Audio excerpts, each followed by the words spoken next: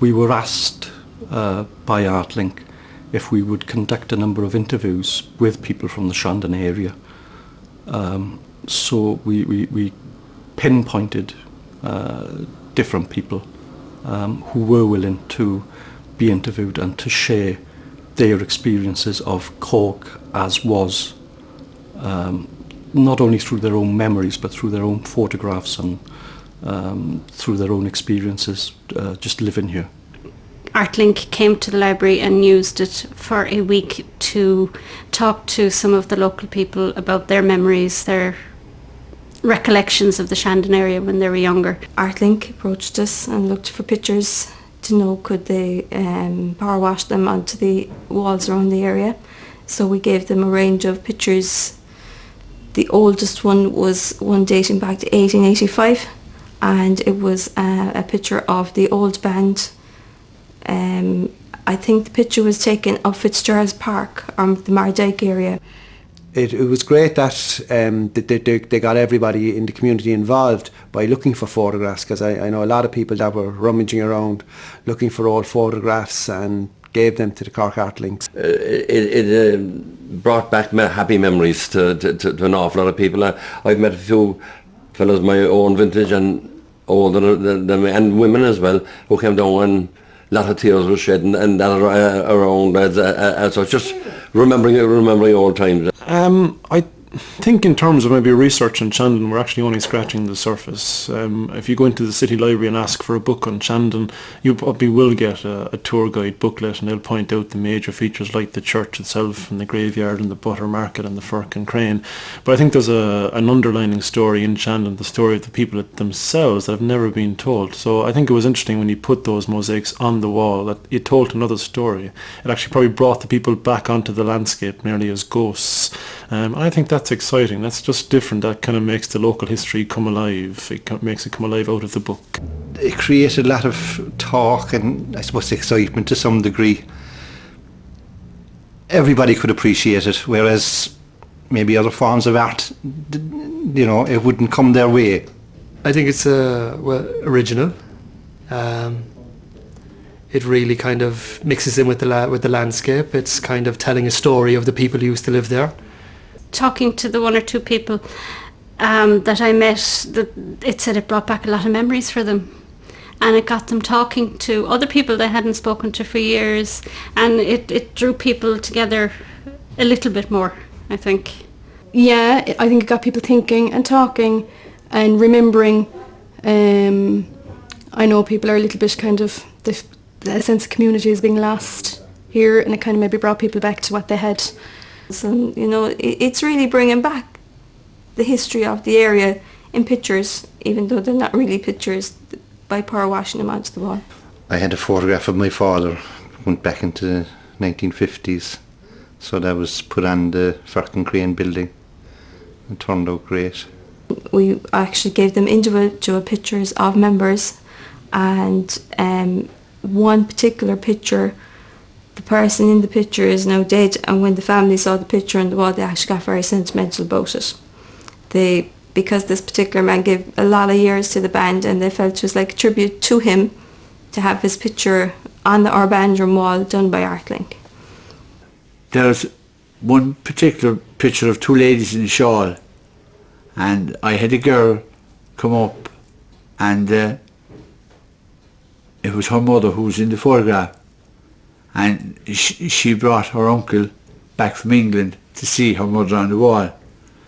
Well, the only way it was explained to us that it was taken from old photographs, and then it was like for all the world they made stencils out of the old photographs, and then when they had the stenciling done, they came and they put it up against the wall and they got a pressure hose and hosed it out. I like most of them, but I particularly like the ones that we did with the kids. They dressed up in there weren't many photographs of children in the olden days because people only had cameras for special occasions like maybe weddings and first communions and things. So there weren't many of children actually playing on the street. So we brought them up here and we dressed them in, we dragged out old clothes from what we thought were around that era and dressed them in those and had them reenact the skipping and playing, and those ones I thought were beautiful. because they were tied in with the kids of now and the kids of then, and they got a great experience out of it as well, of what children used to do, and that they weren't that much different really. And then my sister downstairs now, she is actually on the wall skipping and doing Ring Ring Rosie. They got dressed up and her two sisters. Yeah, my two sisters. And our friend. We are on them, we got stenciled on them because we had to dress up, and it was only me, my friend and my sister, and we had to dress up, and then they just it's kind of like spray painting on the wall, but you use water. For the kids especially, to get them to know Shandon Street, the community, what way it used to be, what clothes were worn, what games were played. It was great fun discussing the ideas that we had to come up with for clothes, for games, old games that the kids didn't really know about at the time, but were willing to partake in it. Patrick got to dress up as an Echo boy, just to show him how they used to get around with the Echoes and the bikes. It was great fun for the kids to hear stories, and for the adults as well to discuss and talk and tell the stories of old and the way things used to be. I think it was a great benefit to the children, because a lot of them wouldn't know an awful lot about they'd learned the history of the area in school, but like the actual history of the people who lived there, as opposed to the history of the buildings and stuff. So I thought from that point of view it was great. You know, when they saw like the bull and they were, why was that there, and the pigs, like they were able to make a far better connection with it.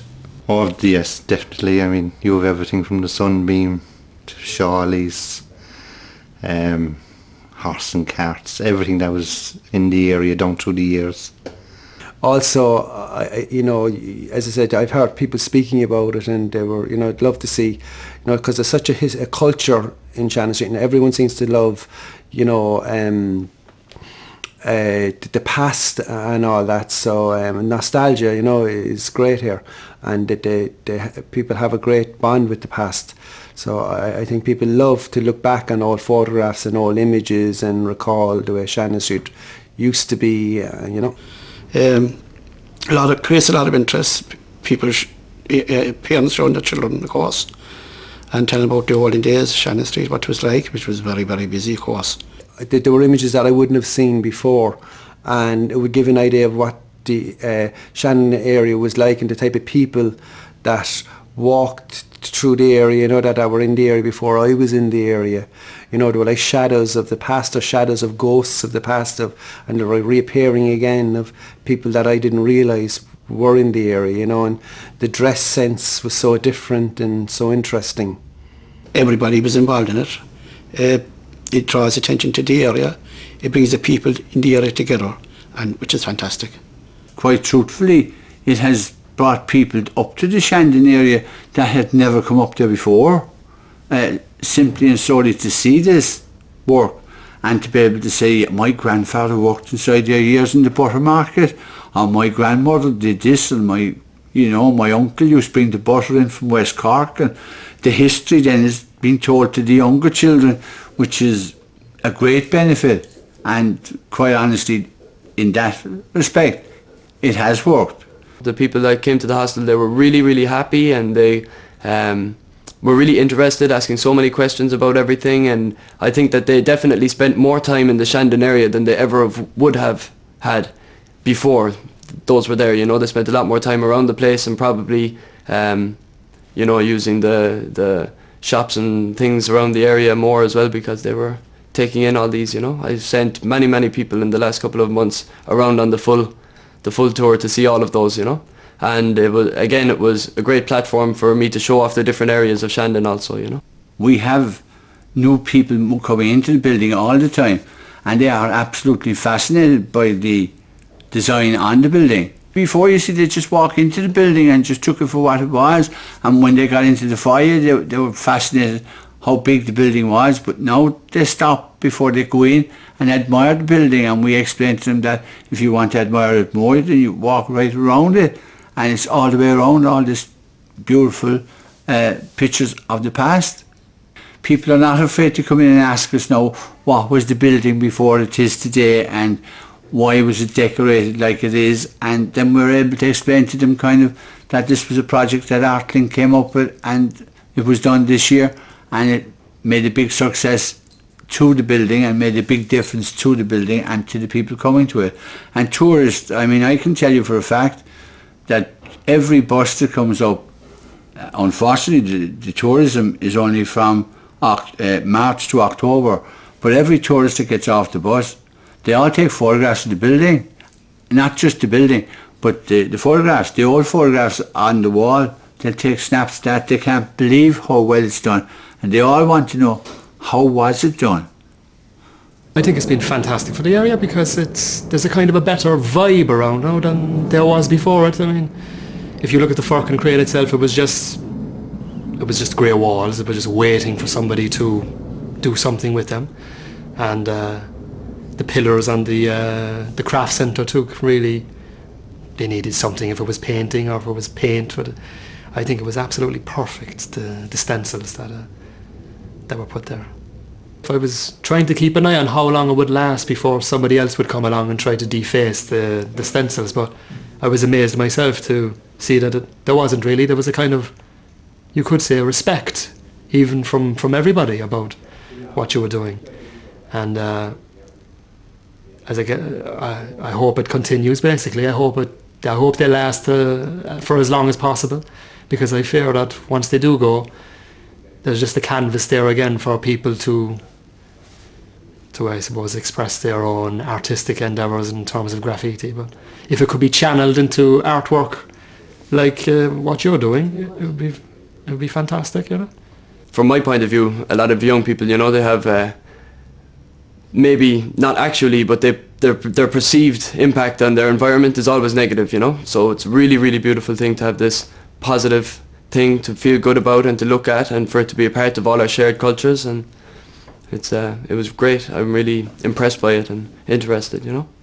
I know people some of our older customers who maybe would, again, you know, sometimes be a little sceptical of an art group and what were they doing, particularly the Touch, the opening, where they got invitations to go because they had contributed.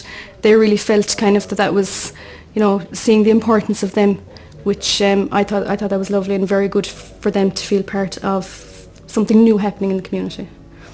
I got everybody involved. I mean, a lot of the local groups, I mean, you had the youth clubs, you had from Cathedral, you had from Blarney Street, you had kids from the schools, you had just basically everybody involved, the businesses, the whole lot. They all participated, and I think that was fantastic, because it's gone. I mean, nobody participates in anything anymore. They just sort of go in the boat, do their own business, and that's it. I mean, a community is a community. You work together, you play together, and that's it, you know. That's all gone. And it's difficult to do that, I think, as well, you know, to get a balance right of getting people involved, you know. So I think it worked very well that way, you know, that it got everybody involved in the project. A massive success. I would be going from personal conversations that I've had with many people, and the response and the comments that I've heard from people are nothing but positive, very, very positive. And I do believe that people are very proud of a community-based project doing such good work.